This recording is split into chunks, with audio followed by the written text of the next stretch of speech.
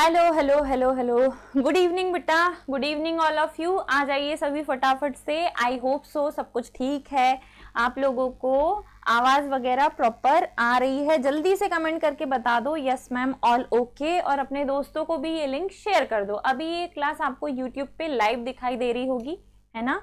YouTube पे ये class अभी आप लोगों को लाइव दिखाई दे रही होगी, सारे ही बच्चों को। तो जुड़ जाइए सभी फटाफट से, कमेंट करके बताइए सब कुछ ठीक है। क्लास स्टार्ट हो गई।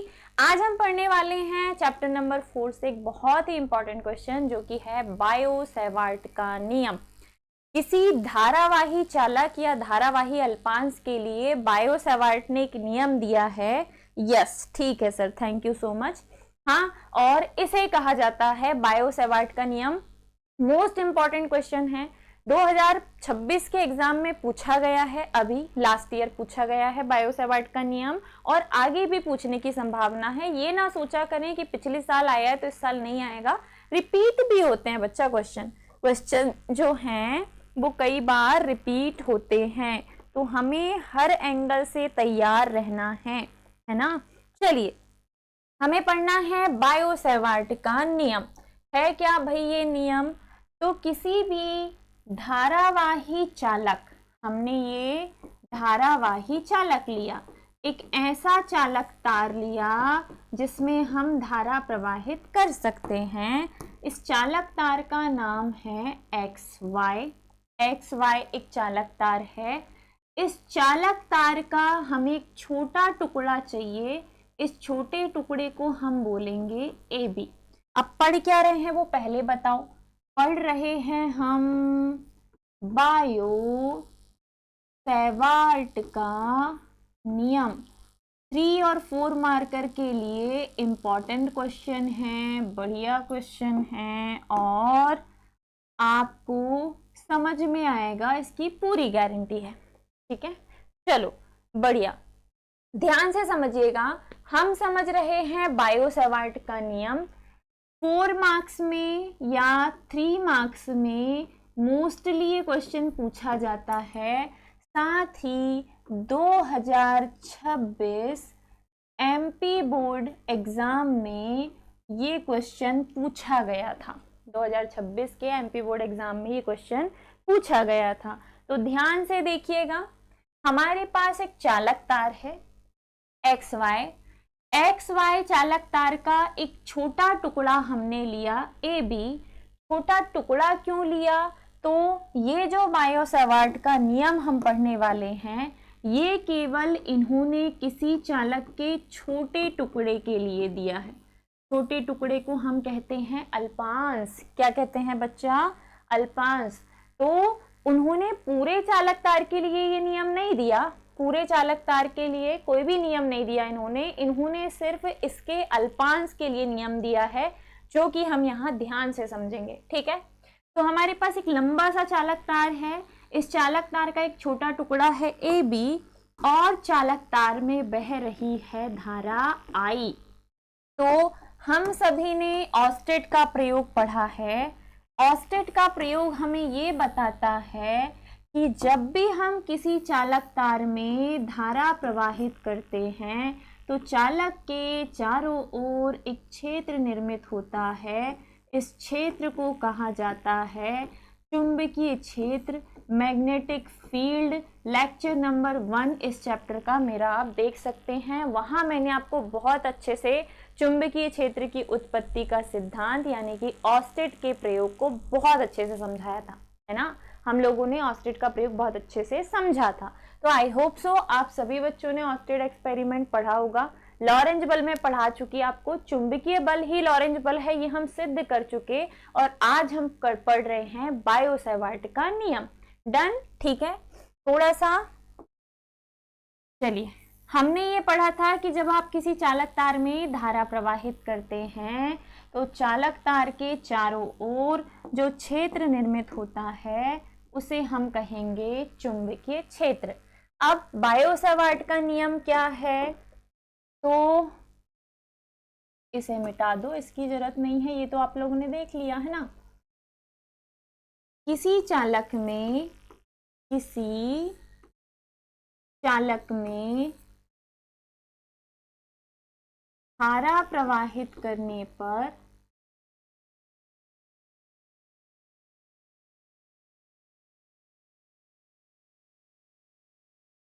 धारा किसी चालक में धारा प्रवाहित करने पर उसके चारों ओर चुंबकीय क्षेत्र उत्पन्न हो जाता है। प्रवाहित करने पर उसके चारों ओर चुंबकीय क्षेत्र उत्पन्न हो जाता है। इंपॉर्टेंट क्वेश्चन है बेटा, ध्यान से समझना। चुंबकीय क्षेत्र उत्पन्न हो जाता है, ये बात तो हमें पता है, ये तो हम पहले ही पढ़ चुके है ना। ठीक है, किसी चालक में धारा प्रवाहित करने पर चालक के चारों ओर एक अदृश्य क्षेत्र बन जाता है जिसे हम कहते हैं चुंबकीय क्षेत्र, मैग्नेटिक फील्ड। अब आगे क्या उत्पन्न हो गया?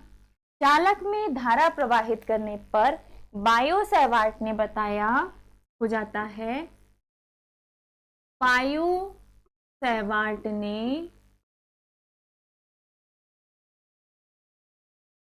धारावाही चालक के अल्पांश के कारण, समझाऊंगी मैं इसे अभी, रुक जाइए जरा। धारावाही चालक के अल्पांश के कारण उत्पन्न चुंबकीय क्षेत्र की तीव्रता, चुंबकीय क्षेत्र की तीव्रता ज्ञात करने हेतु एक नियम दिया, ज्ञात करने हेतु एक नियम दिया जिसे बायो-सैवार्ट का नियम कहते हैं, जिसे बायो-सैवार्ट का नियम कहते हैं। डन, चलो ये रहा हमारा नियम, बायो-सैवार्ट का नियम। बायो-सैवार्ट ने ये बताया कि जब आप किसी चालक तार में धारा प्रवाहित करते हैं तो हमें पता है इसके चारों ओर एक अदृश्य क्षेत्र निर्मित हो जाएगा जिसे हम कहेंगे चुंबकीय क्षेत्र, मैग्नेटिक फील्ड।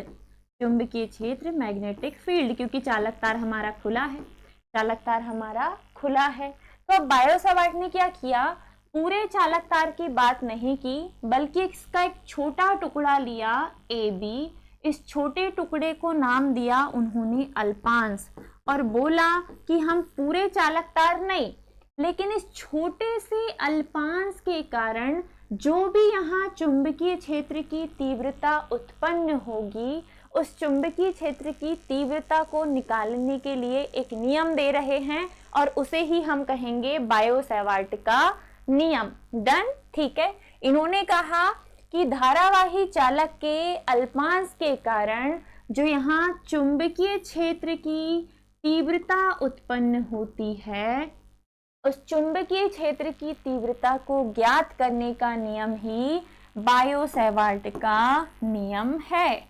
डन, चलो इसे अगले पेज में समझाती हूँ मैं आपको बढ़िया से। यहाँ पे इस डायग्राम को कंप्लीट कर देते हैं। चालक का अल्पांश जो है, मान लीजिए इसकी लंबाई है dl, अल्पांश और यहाँ पे से कुछ दूरी पर है बिंदु P, कुछ दूरी पर है बिंदु P। इस बिंदु P को मिलाने वाली रेखा, अल्पांश और बिंदु P को मिलाने वाली रेखा के बीच की जो दूरी है बेटा वो r है। बिंदु P पर ही हमें चुंबकीय क्षेत्र की तीव्रता dV ज्ञात करनी है।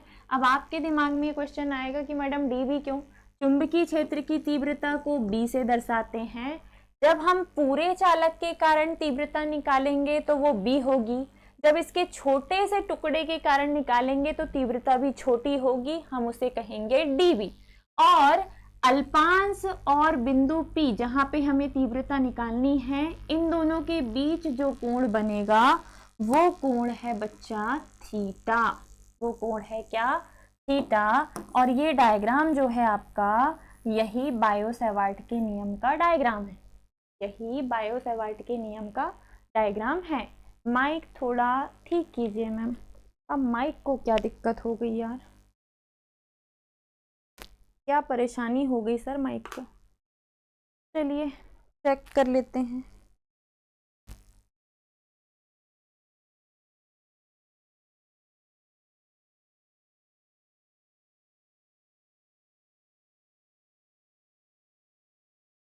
यहाँ तक लिख लीजिए बेटा तब तक आप लोग। एक सेकंड। अभी ठीक है? ओके चलो देखते हैं अभी ठीक हुआ या नहीं। क्या दिक्कत है सर, देख लीजिएगा प्लीज, है ना, मेरे को क्योंकि सुनाई नहीं आ रहा। चलो आगे, इसी को आगे समझते हैं। अब हम समझेंगे इस नियम को। डायग्राम को मैडम कर देंगी थोड़ा छोटा। ये हमारा चालक तार है XY। हमने इसका एक अल्पांश लिया AB। अल्पांश की लंबाई हमने ली DL और चालक तार में बहने वाली धारा I। इस अल्पांश के कारण अल्पांश से कुछ दूरी r दूरी पर हमें एक बिंदु P मिला, जहां हमें चुंबकीय क्षेत्र की तीव्रता dV ज्ञात करनी है बायो-सैवर्ट के नियम से। और अल्पांश और बिंदु P को मिलाने वाली जो रेखा है R, उसके बीच में कोण बन रहा है थीटा। के बीच में कोण क्या बन रहा है?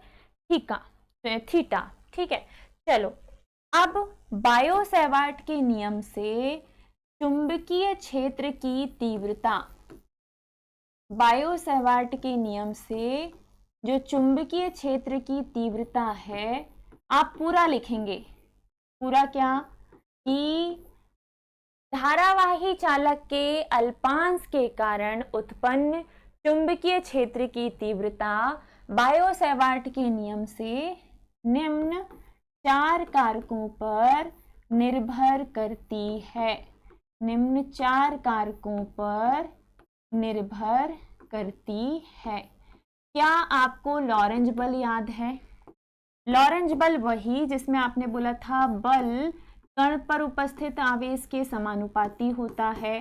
कण जिस वेग से गति कर रहा है उसके भी समानुपाती होता है।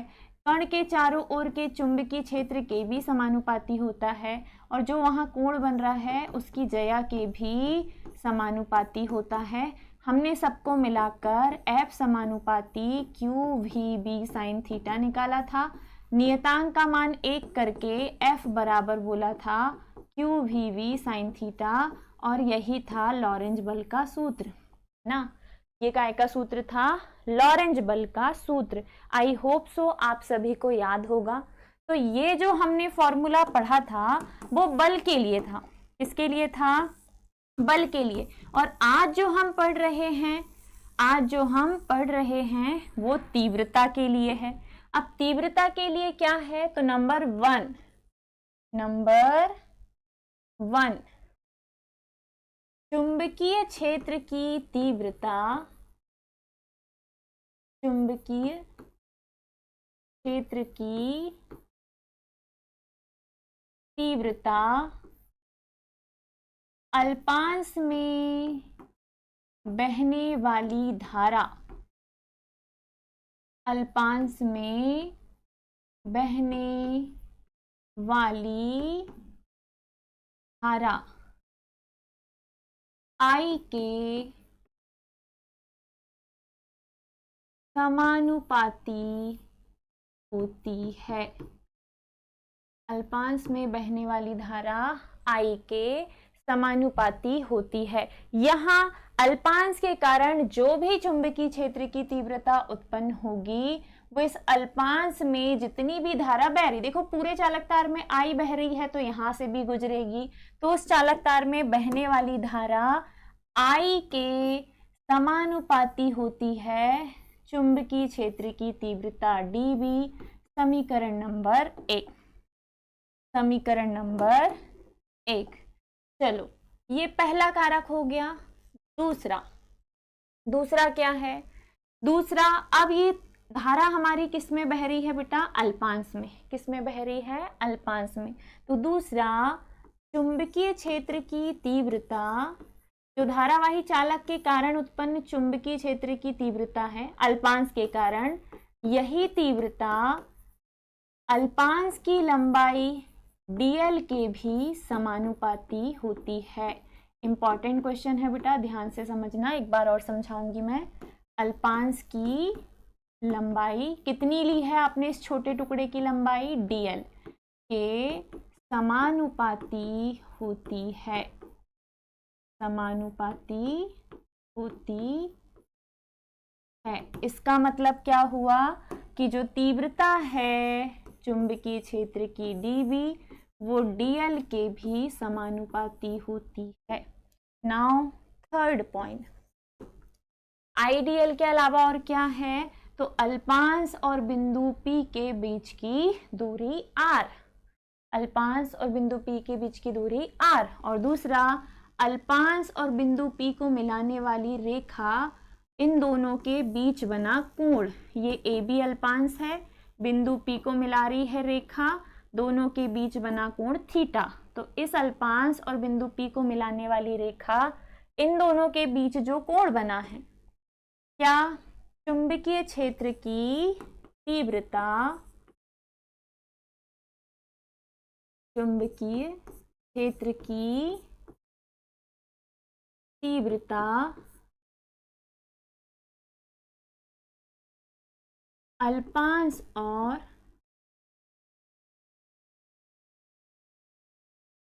बिंदु P को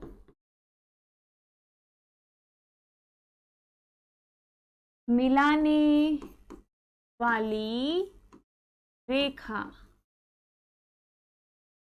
के, मिलाने वाली रेखा के बीच बने कोण की ज्या के भी समानुपाती होती है। बायो-सैवार्ट के नियम से धारावाही चालक के कारण, धारावाही चालक के अल्पांश के कारण उत्पन्न चुंबकीय क्षेत्र की तीव्रता किस किस पर निर्भर करती है? तो dB समानुपाती थीटा की जया साइन थीटा। समीकरण नंबर 3। और आखिरी बचा है चौथा कारक, चुंबकीय क्षेत्र की, चुंबकीय क्षेत्र की तीव्रता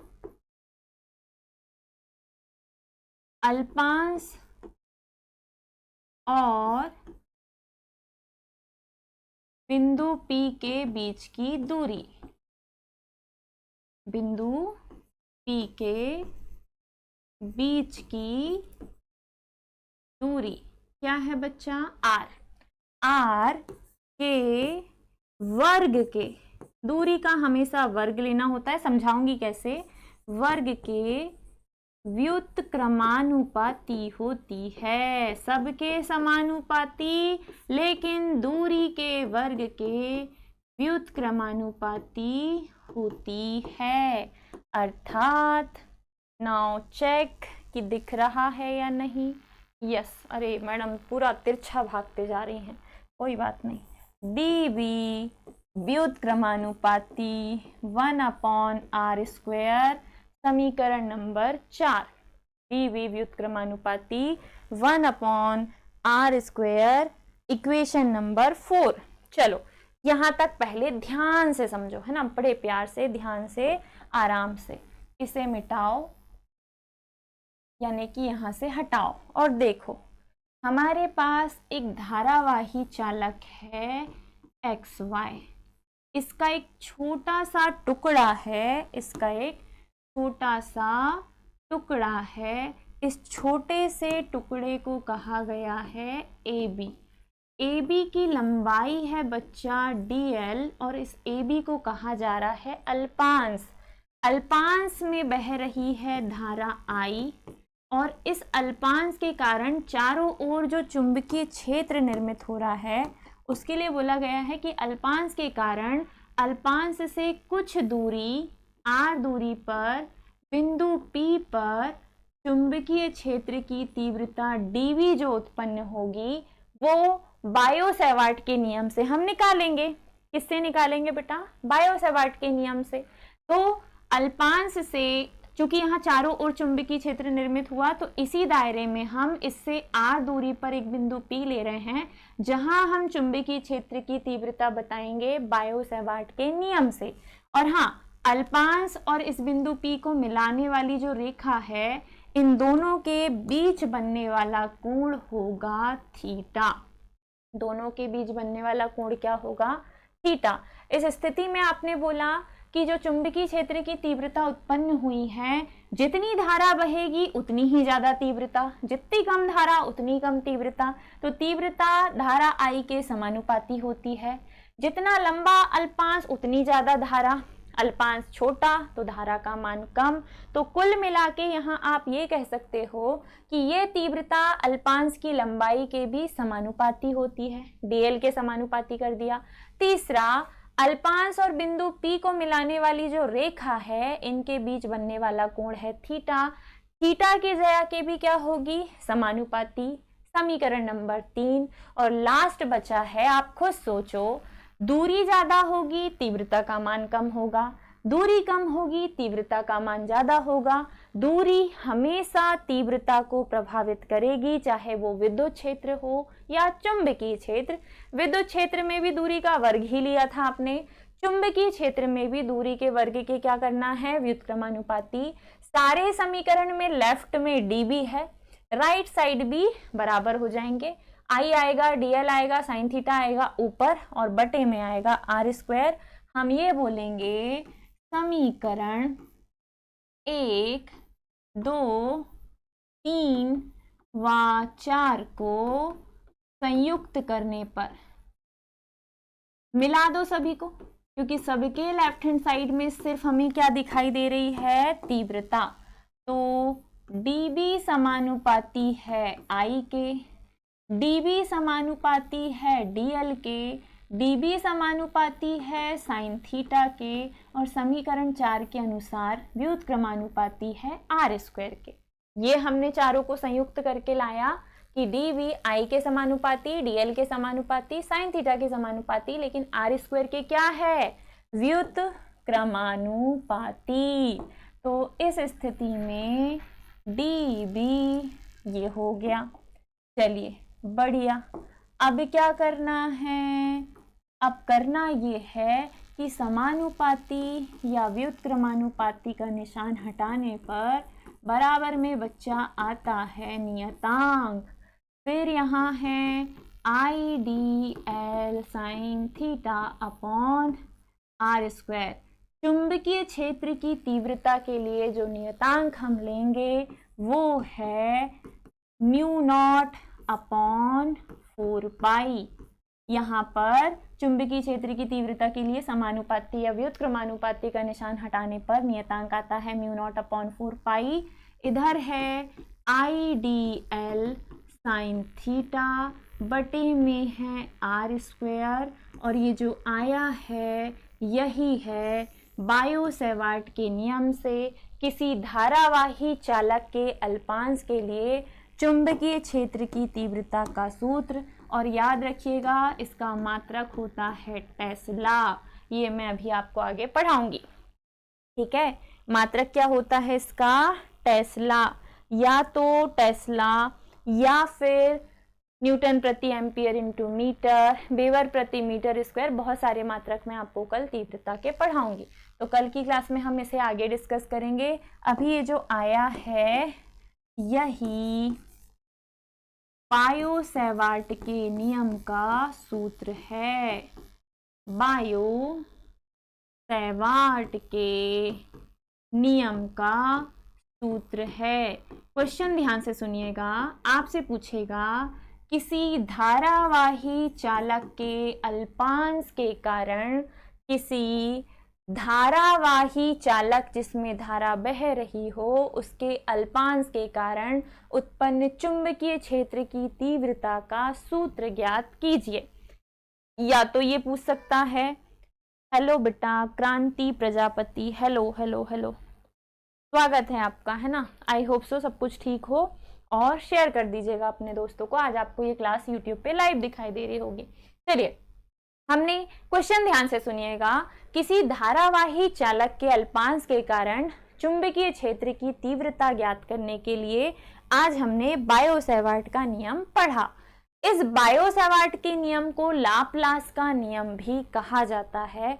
हमने ये देखा कि बायो-सैवर्ट के नियम के अनुसार किसी चालक में धारा प्रवाहित करने पर चालक के चारों ओर चुंबकीय क्षेत्र उत्पन्न हो जाता है। ये तो ऑस्टेड ने भी बताया था। फिर बायो-सैवर्ट ने धारावाही चालक के अल्पांश के कारण, पूरे चालक के कारण नहीं, इसके एक छोटे टुकड़े, एक छोटे अल्पांश के कारण उत्पन्न चुंबकीय क्षेत्र की तीव्रता ज्ञात करने के लिए एक नियम दिया, जिसे बायो-सैवर्ट का नियम कहते हैं।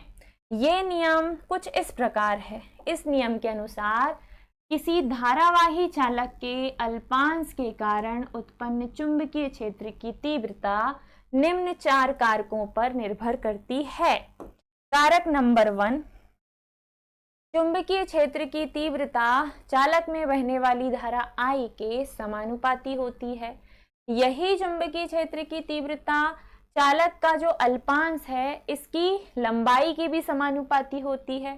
तीसरा, यही तीव्रता अल्पांश और बिंदु P को मिलाने वाली जो रेखा है, इन दोनों के बीच में जो कोण बन रहा है थीटा, थीटा की जया साइन थीटा लेंगे हम, इसकी जया के भी समानुपाती होती है। और चौथा, अल्पांश और बिंदु P के बीच की दूरी r, इस r के वर्ग के व्युत्क्रमानुपाती होती है। इस प्रकार से चुंबकीय क्षेत्र की तीव्रता जो यहाँ अल्पांश के कारण निकालेंगे वो होगी dv, और dv का मान निम्न 4 कारकों पर निर्भर करता है। अब इन चारों को जब संयुक्त किया तो dv समानुपाती आया IDL sin theta upon r square. कैसे आया? तो समीकरण 1 था dv समानुपाती I, समीकरण 2 था dv समानुपाती dl, समीकरण 3 था dv समानुपाती साइन थीटा, समीकरण 4 था dv व्युत्क्रमानुपाती 1 अपॉन r स्क्वायर। चारों को संयुक्त करके लिखा हमने। समानुपाती का निशान हटाने पर नियतांक आया है म्यू नॉट अपॉन 4 पाई, और मात्रक होता है टेस्ला। या dB बराबर, इसका अंकिक मान होता है 10 की घात -7 I dl sine theta upon r square, और ये SI पद्धति में ही है, मात्रक होगा टेस्ला। ये जो आया है यही बायो-सैवर्ट के नियम से चुंबकीय क्षेत्र की तीव्रता जो कि हमने ज्ञात की है किसी धारावाही चालक के अल्पांश के कारण, ये उसका सूत्र है। और ये बहुत बहुत बहुत ज़्यादा इम्पॉर्टेंट है। बेटा क्लास स्टार्ट होती है 6:30 से, 6:30 बजे से, और जैसे ही कोई अपडेट और आती है तो आपको यहीं इसी चैनल पे मिल जाएगी। और जो क्लासेस हैं वो पेड बैच वाले बच्चों के लिए रेगुलर होती है। यूट्यूब पे डेली लाइव क्लास होती है, बट वो बाकी सारे बच्चों को नहीं दिखाई देती।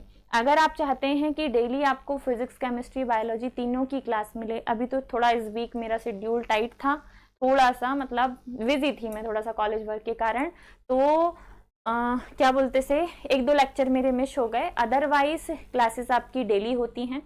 फिजिक्स मैं लेती हूँ, केमिस्ट्री सर लेते हैं, बायोलॉजी अगेन मैं लेती हूँ, और 6:30 से लेके लगभग 8:30-9 बजे तक तीनों लेक्चर होते हैं।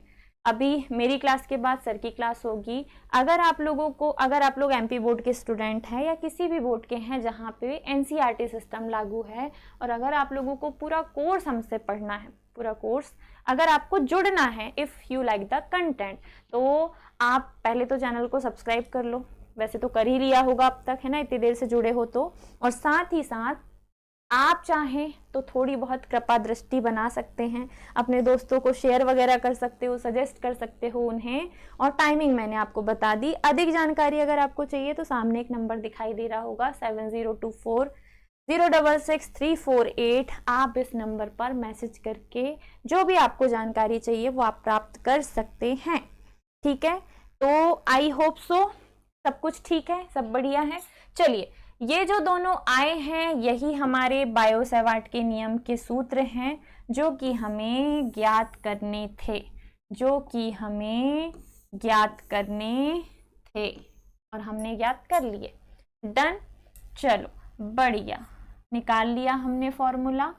अब हम चलेंगे बैक टू पवेलियन। आज जो हमने पढ़ा वो बहुत इंपॉर्टेंट क्वेश्चन था। हमने पढ़ा है बायो-सैवार्ट का नियम, इसका गणितीय सूत्र, इसे लाप्लास का नियम भी कहा जाता है। डीवी में बी को ही ई भी लिख सकते हैं। ना, अच्छा हुआ पूछ लिए बेटा।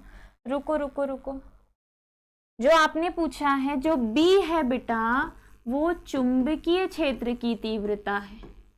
बी जो है वो चुंबकीय क्षेत्र की तीव्रता है या चुंबकीय क्षेत्र है। डन। ई जो है वो विद्युत क्षेत्र की तीव्रता है या विद्युत क्षेत्र है। और इसे अगर आपको और ध्यान से समझना है तो इसी चैप्टर का मेरा फर्स्ट लेक्चर देखना। मैंने वहाँ आपको ये समझाया है कि जो चुंबकीय क्षेत्र उत्पन्न होता है किसी गतिमान आवेश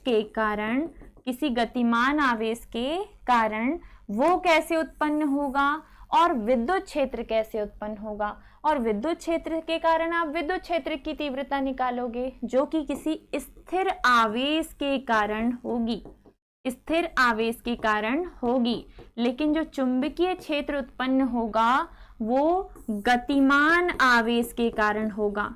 जब धारा बहेगी, आवेश गतिमान होंगे, तो इस स्थिति में हम चुंबकीय क्षेत्र की कल्पना करेंगे, चुंबकीय क्षेत्र निकालेंगे, है ना। लेकिन जब आवेश स्थिर रहेगा, हिलेगा नहीं अपनी जगह से, एक जगह फिक्स है, गति नहीं कर रहा। जैसे धारा बहती है तो आवेश गति करते हैं, इसीलिए खुले चालक तार के चारों ओर जो क्षेत्र बनेगा वो चुंबकीय क्षेत्र होगा। तो जब आप इसके कारण तीव्रता निकालेंगे तो वो चुंबकीय क्षेत्र की तीव्रता होगी जिसे हम V से दर्शाएंगे।